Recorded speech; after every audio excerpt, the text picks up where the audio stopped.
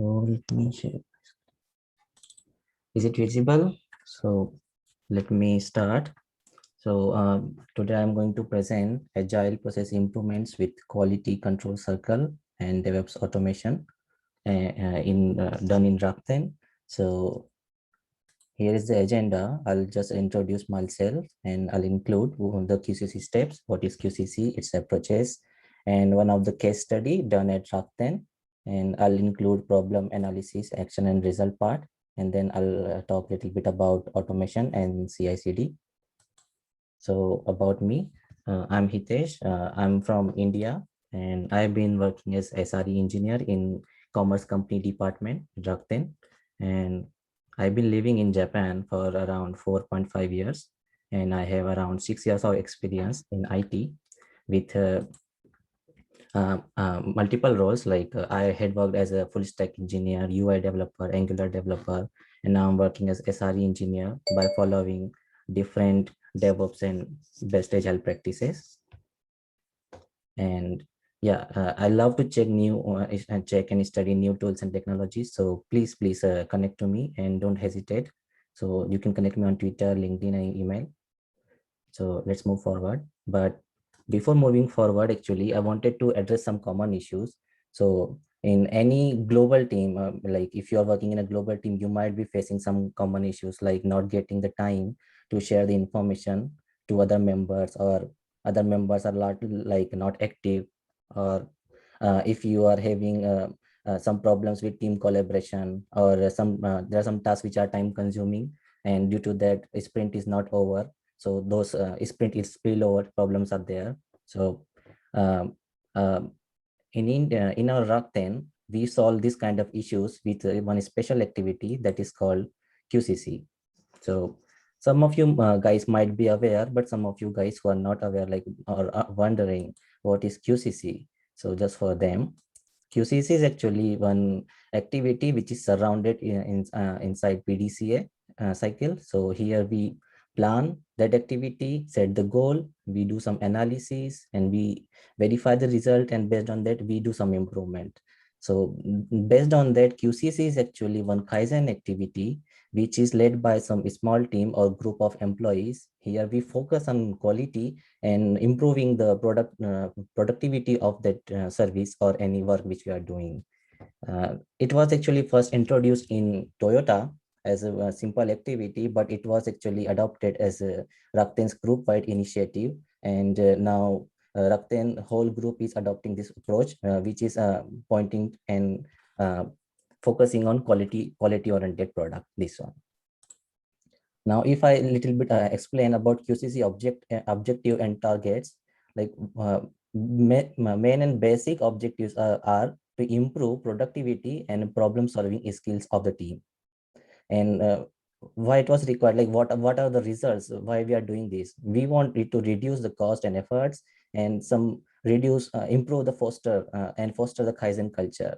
Like inside the members, we want to improve some culture so that we can come up some new ideas and solve the problems in different unique way. Regarding frequency, normally in Rakuten, we follow this QCC for around 3 to 4 periods of month, but it can be followed based on the scope of a team, this QCC objective or size of the team. So it depends totally. But normally it can be followed around 1 to 3 hours per week. Now, basically, as we understood that we have included this objective and targets. So based on this objective and target, we follow these QCC steps here, and these QCC steps are some kind of actions or Kaizen points which we follow. So these actions or Kaizen points can differ based on the type of objective. We might have problems, or we might have new kind of task or activity. So based on this, in Rakuten, we divided this QCC objective into two parts. There are two approaches which we follow. One is a problem solving procedure.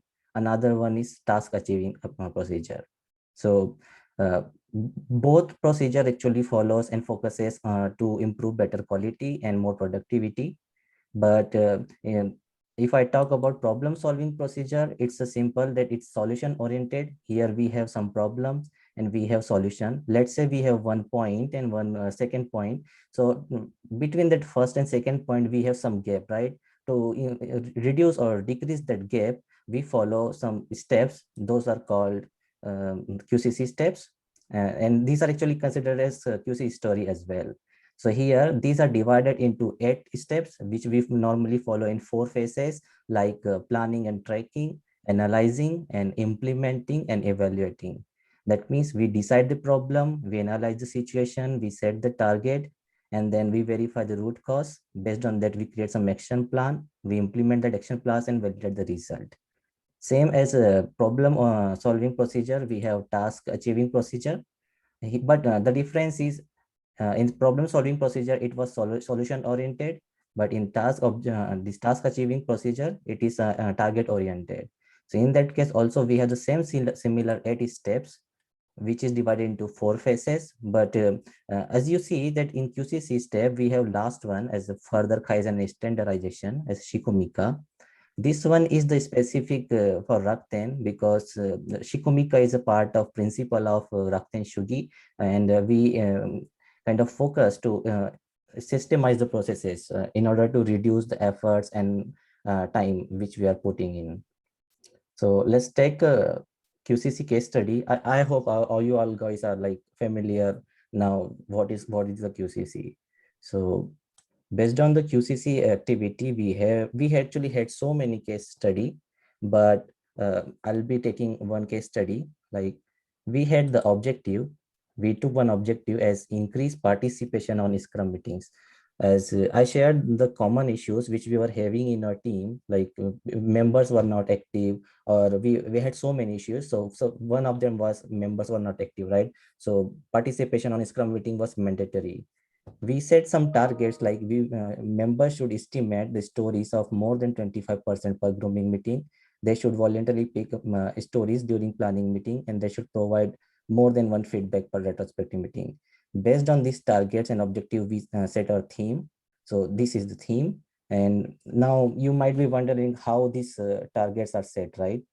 We had so many analysis done here.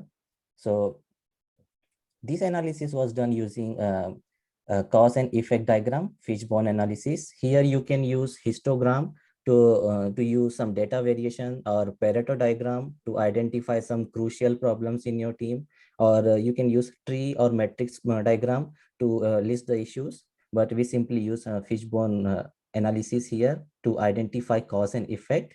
That means we had grooming meeting scope unknown. From these are the issues which are actually raised by developers. We forgot to item share during retrospective meeting, and there are some things like if people were concerned, members were concerned, if they put some bad comment or if they put some feedback in retrospective, it might be considered as negative, or can be taken personally, right? So those all were issues actually were leading to the main issue, which was participation in Scrum meeting. So we analyzed this using this fishbone architecture, and we decided to have 3 formats as proper: grooming meeting format, planning meeting format, and retrospective meeting format. Based on that, this analysis, we came up that like we need some certain action plans to have one proper countermeasures. So we set some action plans here like this, like for each group meeting, planning meeting, retrospective meeting. Let's follow these actions. So not only this, there were so many things. So among all those points, we chose the best ones. Like for grooming meeting, we can use poker cards for pointing stories, or we can have some poll based discussion on the points, and we can keep MOM. So we can track easily the previous meetings. Even for planning also, we started to look into the dev capacity, like one member may be possible to work on 10 story point, but another member may not be capable. So according to its that member's capacity, we started planning. And then even for retrospective also, we followed certain steps, like having fun retrospective, like theme based, and some voting action points for some of the feedback comments. So right, if members are like active, and if they follow it and take it as a game, then it will be more fun, more interesting and learning point. So that's how we followed some actions, and we validated the result as a part of QCC step.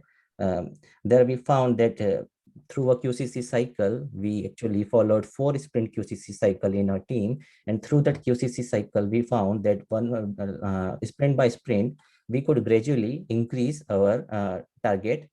So we just set the target as a 10% for this estimation of meeting stories, and then actual was 8%. Gradually we increased target as well, so we could increase actual result as well. And by the end of sprint 4, we could get the actual result.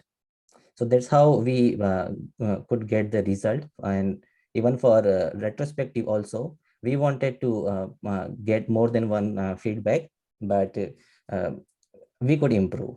Even for voluntary peak stories during planning meeting, gradually sprint by sprint, we improved the target, and by sprint 4, we could get the actual as a 10 story point. So by sprint 4, every member was able to handle 10 story point in a sprint.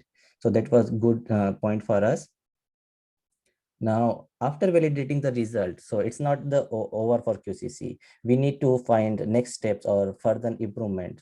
It may be Kaizen activity. So we identified some new steps to be done in our QCC activity, like try new tools or new services, or avoid constant screen share switch. That means if one person is being a handler, then they need to switch the screen to another person, so it can be utilized more. Even for planning also, we tried creating template generation in Jira automatically. For retrospective also, we try to get some healthy feedback. That's how we concluded our QCC in Rakuten group.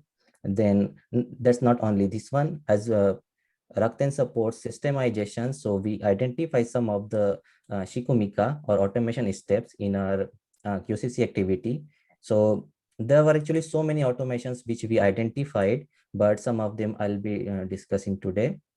That was just to reduce our manual work and mistakes and save time. So for each, we actually had so many staging servers and dev servers and production. So maintaining all those things, all those servers are kind of difficult, right, in any infrastructure.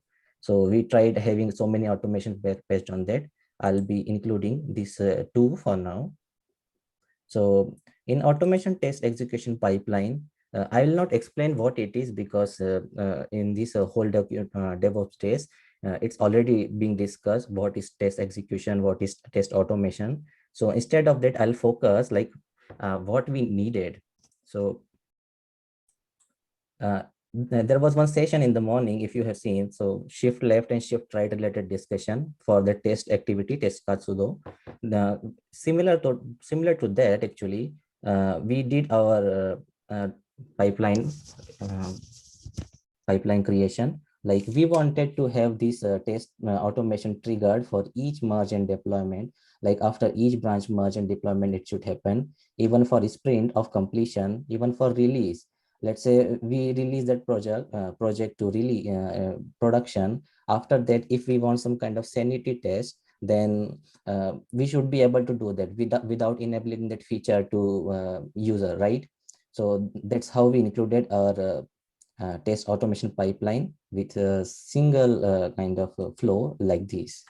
So here we use the concept of a pipeline as a code, and we actually used code repo here for that one. We created one single pipeline which will check out all this code.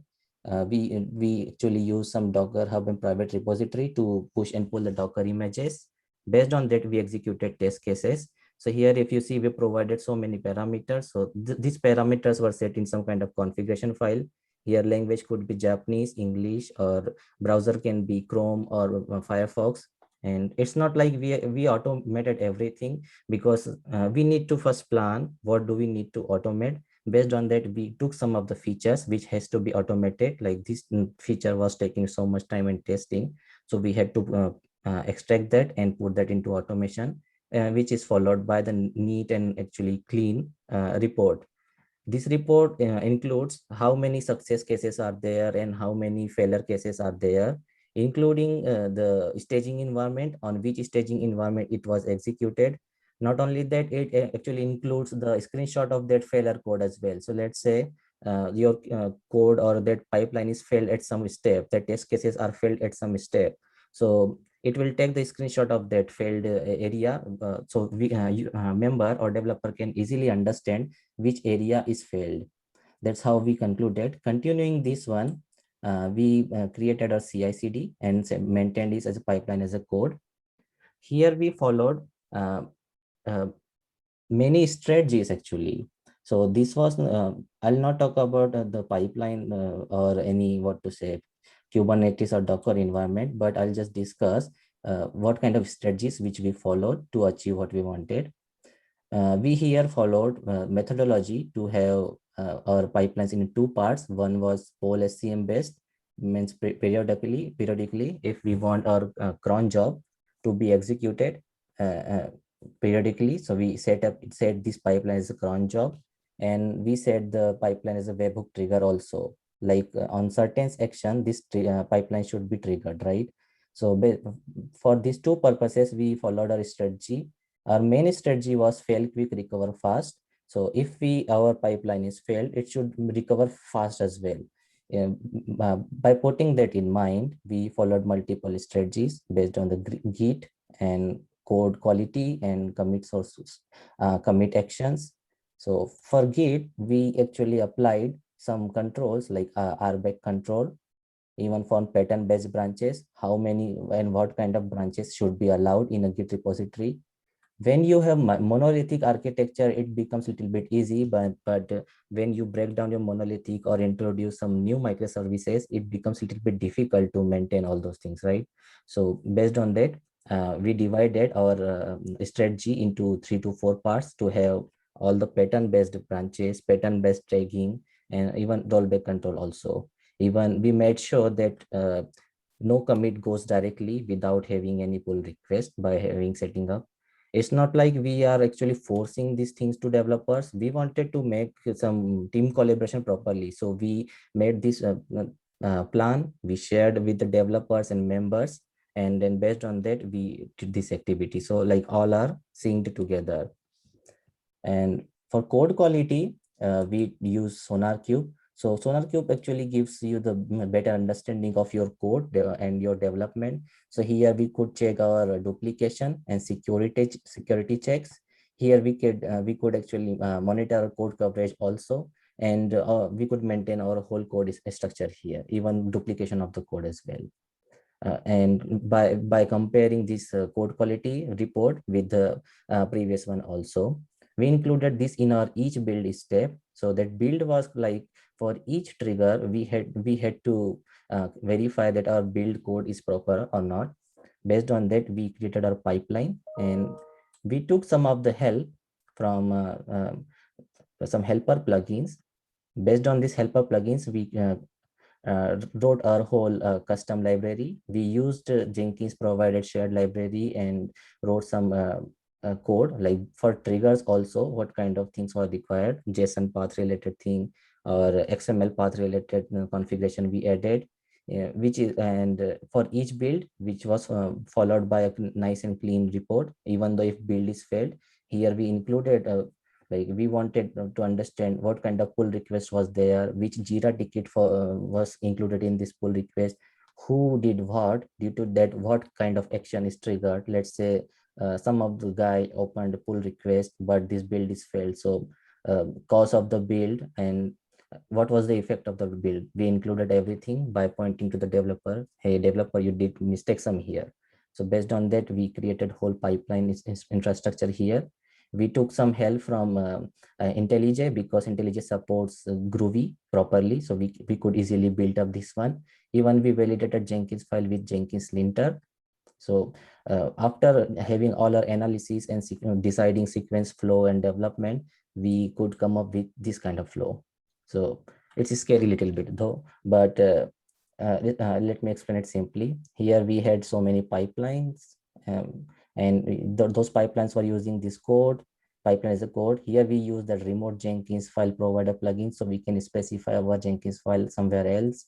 We use some common libraries, code repository. Once everything is checked out, based on that project type, it can be either API or it can be other UI. For UI build, we followed and used NPM builds. For API, we used Maven build. Based on that, we artifactorized this, packaged it, and if something goes wrong, we followed by the notification to the members like something is wrong. If everything goes well, we released it based on the condition. Like if there is a developer release branches, it goes to development server or staging server. If it is a master, then it goes to UAT or production. We use that kind of condition release. Here, I'll not explain about this one because I recommend you to watch yesterday's session shared by ranking team. It was roll your product with Kaizen culture. So they shared this CAS interface in Rakuten, container as a service. We used their platform and we connected our Jenkins service to their service and trigger their builds via remote plugin. So that was really helpful for us. Yeah, that's it. So I'll just wrap it up. So from my side, like which processes should be automated? There are so many things which we can automate, but it's a little bit difficult to guess. So here we need proper planning, proper analyze. So we need to analyze that which processes can be automated. Based on that, we set some goal as part of QCC activity. Once it is done, we can automate. So I also recommend to follow some QCC activity in your team. Yeah, that's it. Here are some official references which we took help from. And yeah, thank you. So if you like the presentation, please join us. And yeah, if you have any question, please help me, let me know. Yeah, any questions? So yeah, let me stop for now.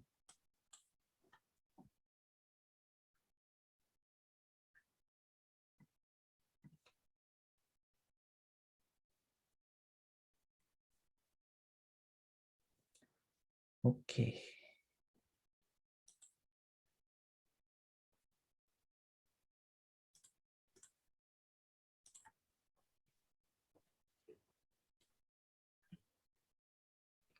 Okay, then thank you. Let me turn off.